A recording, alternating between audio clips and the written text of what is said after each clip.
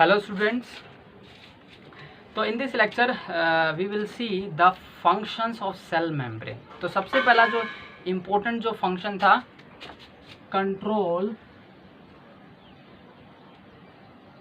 movement of various type of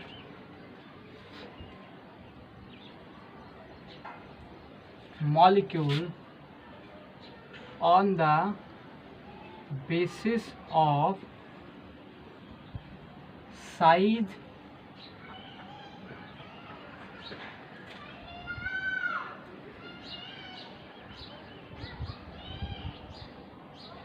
charge, etc. Cell membrane will allow only certain molecule to pass. ठीक है, और ये जो selection होता है it is mainly based upon the size of the molecule. ठीक है, एक क्राइटेरिया साइज भी है, ओके, और दूसरा क्राइटेरिया चार्ज भी है. वो चार्ज है या फिर न्यूट्रल है, पॉजिटिवली चार्ज है, नेगेटिवली चार्ज है. ठीक है, तो ये क्राइटेरिया होता है. ठीक है, तो अगर हम मूवमेंट को डिफाइन करें तो यहाँ पर जो ट्रांसपोर्ट है, जो वेरियस सब्सटेंसेस का ट्रांसपोर्ट है थ्रू द सेल मेम्ब्रेन, वो 3 प्रोसेस से होता है. ठीक है,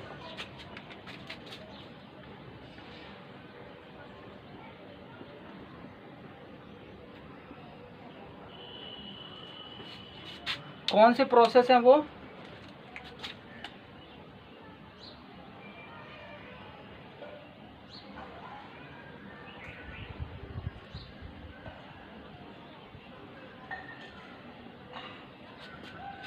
One is passive transport,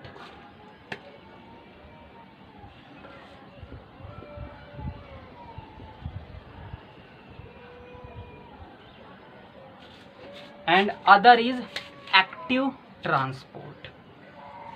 ठीक है, तो सबसे पहले आपको ये बताना चाहिए what do you mean by the passive and active transport. ठीक है, तो सबसे पहले पैसिव ट्रांसपोर्ट में क्या होगा? Movement of substance from one region to another region will takes place without the expenditure of ATP. Substance को एक जगह से दूसरे जगह पे मूव करवाने के लिए कोई एक्सटर्नल एनर्जी सेल को यूज नहीं करनी पड़ेगी. ठीक है, तो इसमें क्या होगा? Movement of molecule take place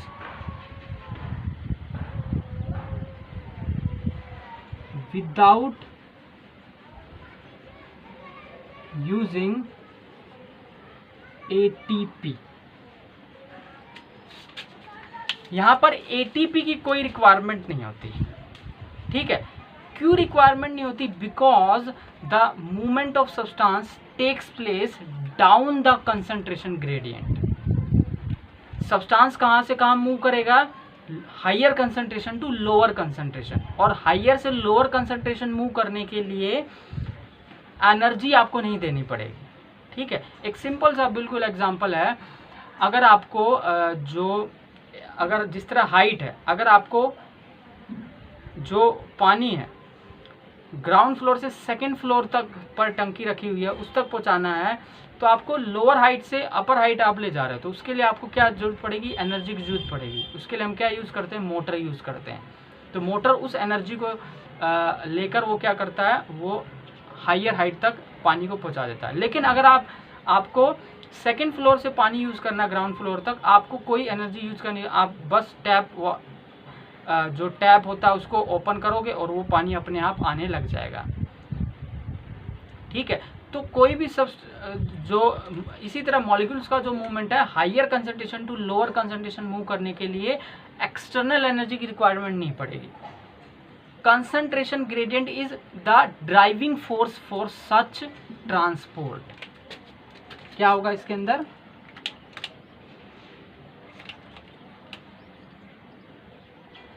concentration gradient is the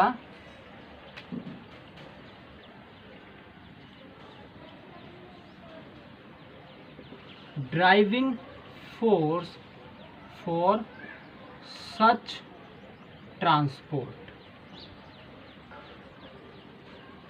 ठीक है, तो इस मूवमेंट के लिए, इस ट्रांसपोर्ट के लिए जो ड्राइविंग फोर्स है वो क्या है? Concentration gradient. और जो मूवमेंट होगा कहां से कहां होगा? Movement take place from higher concentration to lower concentration. जो मूवमेंट है वो हायर से लोअर कंसंट्रेशन होगा। ओके, तो पैसिव ट्रांसपोर्ट में जो इंपॉर्टेंट पॉइंट्स हैं या एक्चुअल जो कंसेप्ट है वो क्या है? पैसिव ट्रांसपोर्ट में जो मूवमेंट ऑफ मॉलिक्यूल होता है उसमें कोई एक्सटर्नल एनर्जी की रिक्वायरमेंट नहीं होती। क्यों? क्योंकि जो मूवमेंट होता है वो down the concentration, higher to lower. Down the concentration gradient का मतलब होता है हायर कंसंट्रेशन से लोअर कंसंट्रेशन सब्सटेंस मूव कर रहा है। ठीक है, तो जो एक कंसंट्रेशन ग्रेडियंट है दो जगह पर, it is that concentration gradient is the driving force for the transport of molecule from higher concentration to lower concentration। ठीक है, लेकिन एक्टिव ट्रांसपोर्ट में क्या होगा? There will be use of external energy in the form of ATP for the transport of molecule. ठीक है, तो ATP is utilized for transport of molecules। तो मॉलिक्यूल के ट्रांसपोर्ट के लिए किसकी रिक्वायरमेंट पड़ेगी? एटीपी की पड़ेगी रिक्वायरमेंट। बिना एटीपी के जो है वो मूवमेंट नहीं होगा। ठीक है, एटीपी क्यों यूटिलाइज होता है? क्योंकि यहां पर जो मूवमेंट होता है वो अप हिल होता है, अप हिल ट्रांसपोर्ट कहते हैं। ठीक है, against the concentration gradient. Movement take place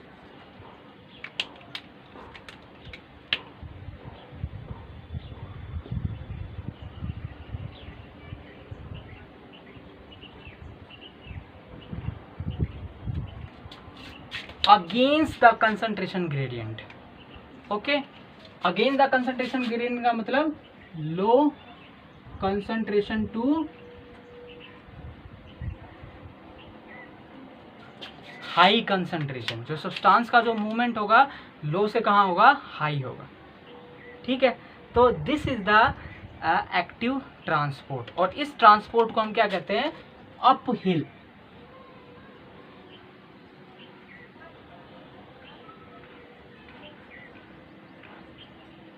और ये जो ट्रांसपोर्ट होगा पैसिव ट्रांसपोर्ट वो होगा डाउन हिल। ओके, तो ये तो था कि ये जो ट्रांसपोर्ट है ये along the concentration, down the concentration gradient है या फिर अगेंस्ट द कंसंट्रेशन ग्रेडियंट। तो this is down the concentration, along the concentration gradient, and this is against the concentration gradient. High to low concentration and low to high concentration.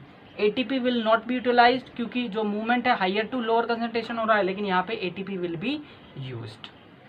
ठीक है, अब हम देखते हैं जो मॉलिक्यूल्स का जो नेचर है।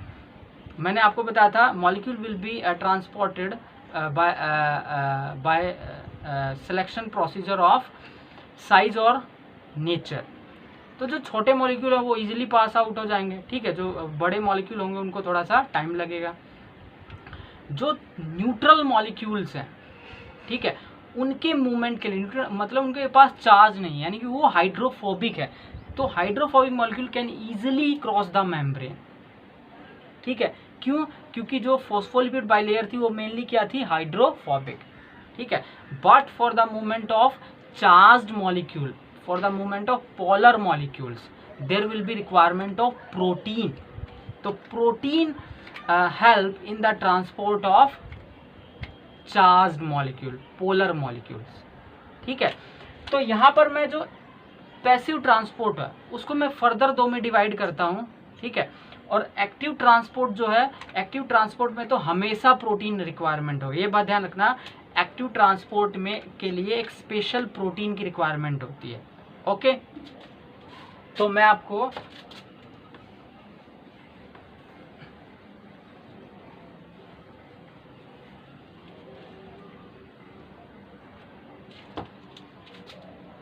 तो पैसिव ट्रांसपोर्ट में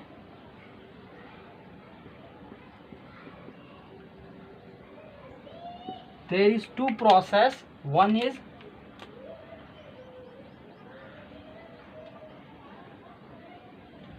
diffusion और second is, मैं इसको कहूँगा this is simple diffusion और second जो है that is facilitated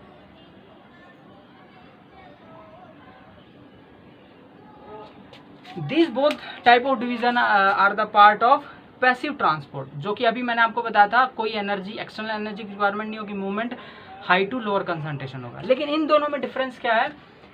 simple diffusion will takes place without the help of specialised protein.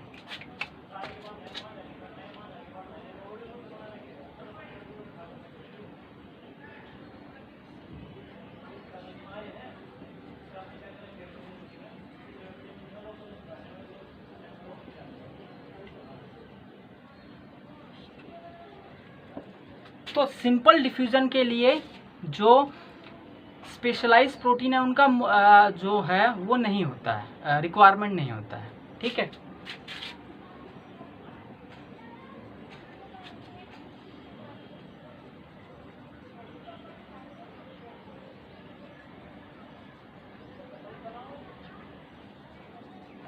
और इसके थ्रू क्या होते हैं? न्यूट्रल मॉलिक्यूल्स मूव करते हैं, जैसे ऑक्सीजन, कार्बन डाइऑक्साइड, ठीक है।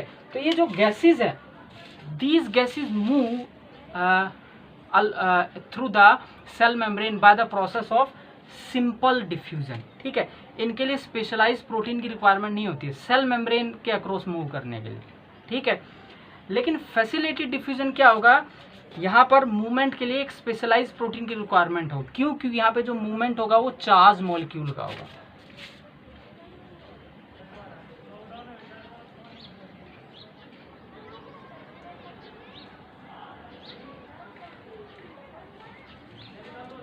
Polar molecules, charged molecule,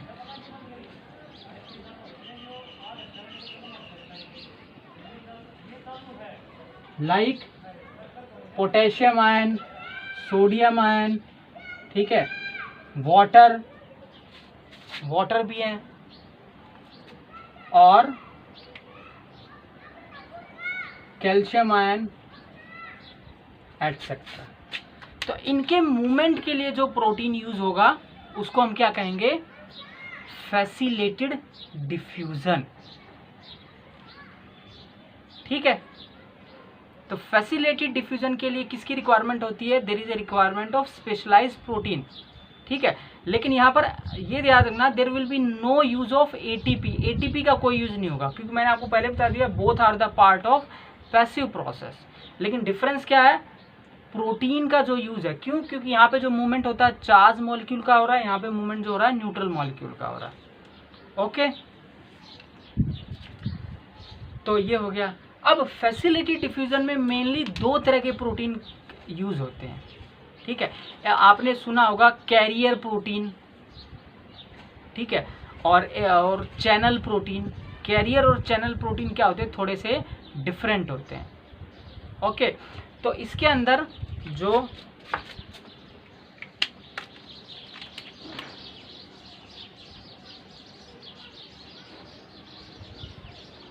carrier protein,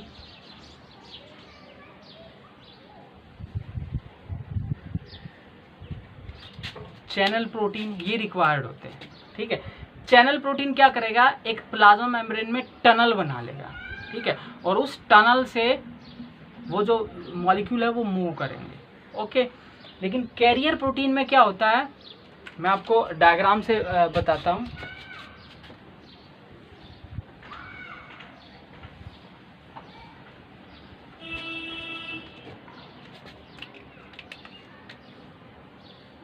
Let this is the cell membrane.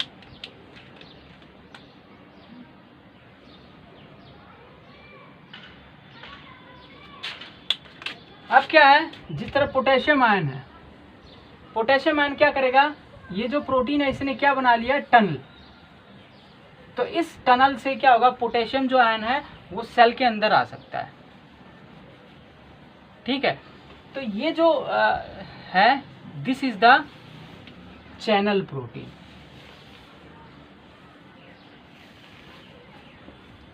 ठीक है, लेकिन कैरियर प्रोटीन में क्या होता है, देखो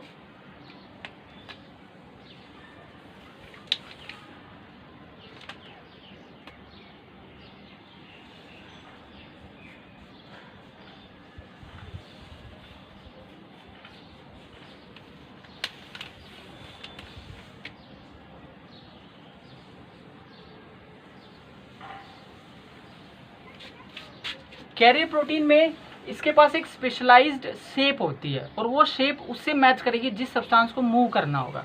तो देखो इसकी जो शेप है वो इससे जस्ट मैच कर रही है। जैसे ही ये मॉलिक्यूल इससे बाइंड हो जाएगा तो इस प्रोटीन का कॉन्फ़िगरेशन चेंज हो जाएगा और ये किस में कन्वर्ट हो जाएगा,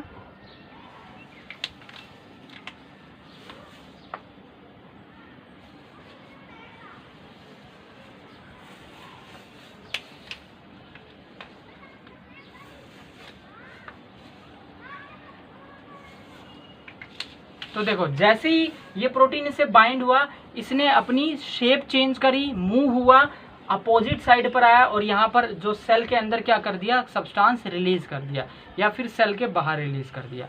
तो यहाँ पर क्या होगा, प्रोटीन का मूवमेंट होगा। लेकिन यहाँ पर क्या होता है, प्रोटीन एक चैनल बना लेता है, प्रोटीन खुद नहीं मूव करता। यहाँ पर एक चैनल बना लेता है जिसके थ्रू सब्सटेंस मूव करेंगे, लेकिन यहाँ पे प्रोटीन मूव करेगा।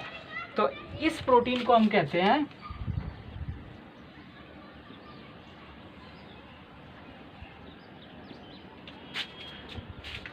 Carrier protein.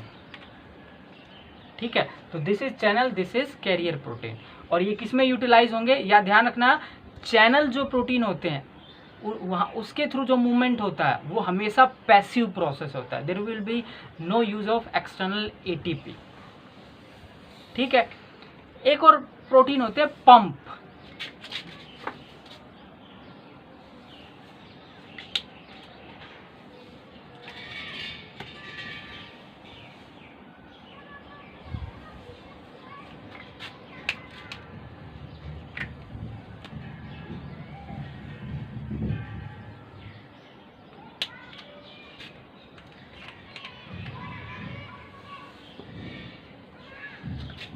पंप ऐसे प्रोटीन है, this is the pump,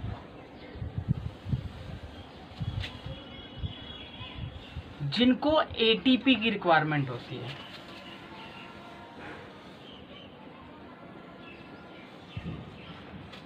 ATP के बिना वो ट्रांसपोर्ट नहीं करेंगे। इसका सबसे बेस्ट एग्जांपल है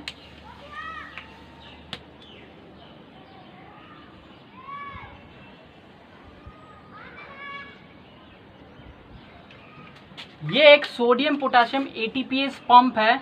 इस पंप के बारे में हम डिटेल से, इसका बहुत इंपॉर्टेंट फंक्शन है in the transfer of information in the nerve cell. Nerve cell में जो इंफॉर्मेशन ट्रांसपोर्ट होती है उसमें हम इस पंप का रोल देखेंगे, क्या रोल होता है। तो ये एक्चुअली जो पंप है, this pump move sodium and potassium ion across the cell membrane but in the presence of और बाय यूटिलाइजिंग द एटीपी। तो बिना एटीपी को यूज करे ये जो पंप है काम नहीं करेगा। तो पंप के अंदर जो सब्सटेंस का मूवमेंट होगा उसमें एटीपी की रिक्वायरमेंट होगी, लेकिन जो चैनल जो प्रोटीन होंगे वो वहाँ पर एटीपी की रिक्वायरमेंट नहीं होगी। ठीक है, ये पैसिव होगा, ये एक्टिव होगा। ठीक है, लेकिन दोनों ही क्या कर रहे हैं, एक टनल बना लेते हैं जिसके थ्रू वो क्या होता है, मूवमेंट होता है। ठीक है, लेकिन ये पंप है और ये चैनल प्रोटीन है। ओके, तो ये दोनों थे किसके, पैसिव फैसिलिटेटेड डिफ्यूजन के, और ये जो है किसका है, एक्टिव ट्रांसपोर्ट। तो this is one function of the cell membrane. इसके अलावा सेल मेम्ब्रेन के और भी ज़्यादा फंक्शन है। बाहर से कोई मॉलिक्यूल है, सिग्नल मॉलिक्यूल, उस मॉलिक्यूल को आइडेंटिफाई करना, ठीक है, और उसकी इंफॉर्मेशन सेल के अंदर भेजना। तो बाहर के एनवायरनमेंट से इंटरेक्ट होने का काम, पर्पस जो है वो किसका है? सेल मेम्ब्रेन का है। सेल मेम्ब्रेन अपने बाहर के एनवायरनमेंट से क्या होती है? इंटरेक्ट होती है, ठीक है, बाहर की इंफॉर्मेशन को सेंस करती है। सेल के आसपास जो इंफॉर्मेशन आ रही है उसको सेंस करने का पर्पस इसका है, सेल मेम्ब्रेन का है, ठीक है। फैगोसाइटोसिस, एंडोसाइटोसिस, ये प्रोसेस भी किसका है? सेल में। लेकिन आपके लिए सबसे इम्पोर्टेंट प्रोसेस ये है जो आपके एनसीईआरटी सिलेबस में है और आपके नीट सिलेबस में भी है। तो this is about the function of the plasma membrane, cell membrane, ठीक है। नेक्स्ट लेक्चर में हम नेक्स्ट स्ट्रक्चर की बात करेंगे सेल की। ओके।